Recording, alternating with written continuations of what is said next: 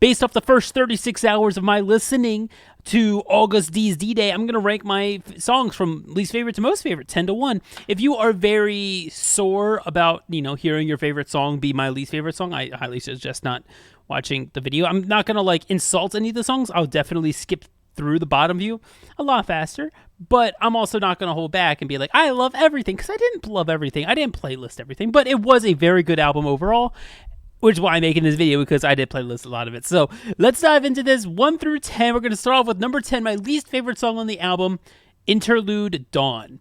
And yeah, I'm not going to play any examples for you, because I'm sure you all, if you're watching this, have heard the songs. If you haven't, listen to the first few to get my opinions of which ones you should check out. But yeah, Interlude Dawn is an instrumental interlude that goes on for 2 minutes. It progresses very slow, but it does have a nice climax to it. It's just not really my taste in a song. It's not something I would listen to on its own. Maybe if I was just listening through the album, it would be a nice change up at the 3/4 point of the album. But yeah, just it's an interlude. Pretty cool. Let's move on to number 9, where we have the highly acclaimed song Snooze. Yeah, I know a lot of you watching this probably love this song, but this one did not hit with me. I loved Usung, and that was probably my favorite part. Usung's raspy vocals in that hook. Ooh, that was the best part of that song for me.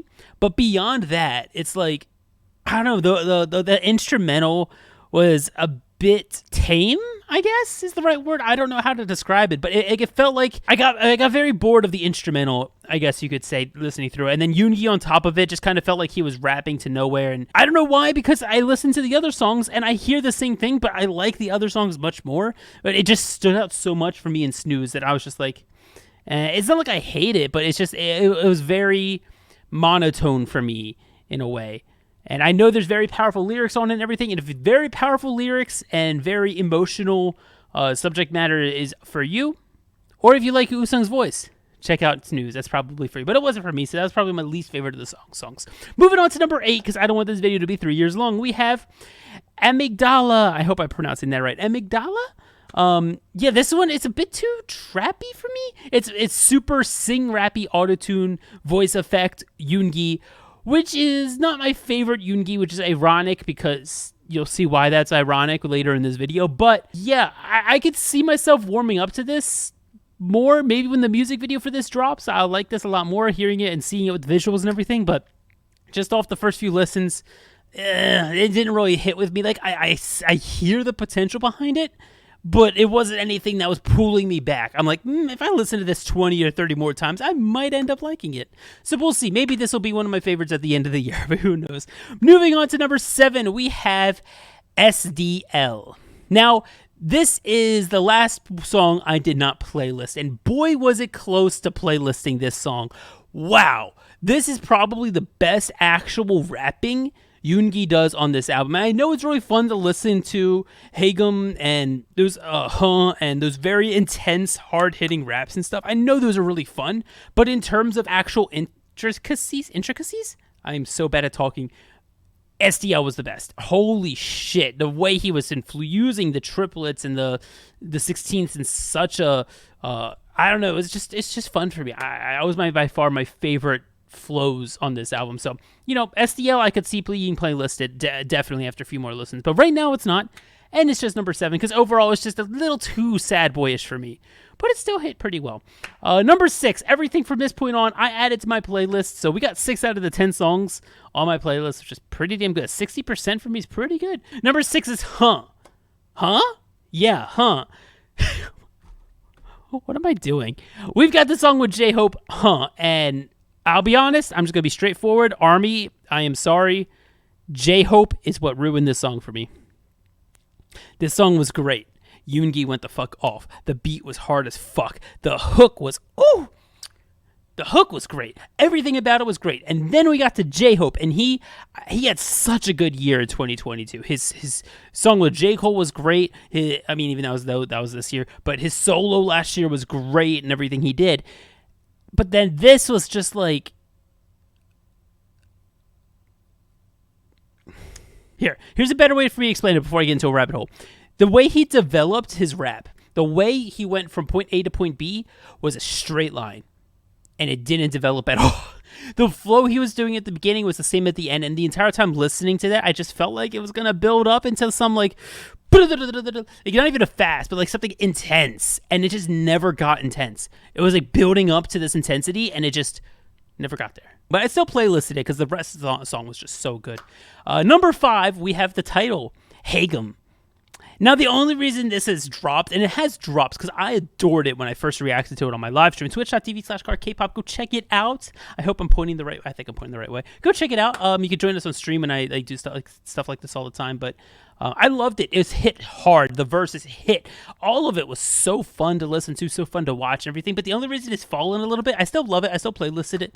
It was a little bit repetitive. The more I listen to it, the more repetitive it gets, and the less I want to replay it because I like already know what it sounds like, the hook especially. But beyond that, everything else about the song hits so well. I'm so glad Yoongi came hard hitting, stabbing people with chopsticks. Like, oh, that's all I could have asked for. So thank you, Yoongi, for that. But yeah, I did playlist Haegeum. Such a good song. Just a little bit repetitive, which dropped it down a few spots and made room for number 4 being the pre-release People Part 2. Yeah, so People Part 2 is one of my faves still. I think IU and Suga mesh really well, honestly. The only complaint, I have a complaint for every song. I told you guys I could be honest. My only complaint for this song is there was a little bit too much IU.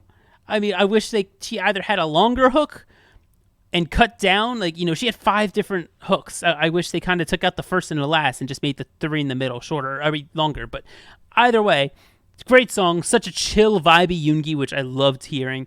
And so glad it wasn't the whole album that sounded like this, because this is like the one-off song that sounds like this, and it's just such a good pace for this album, and much needed pace when this comes up on the album.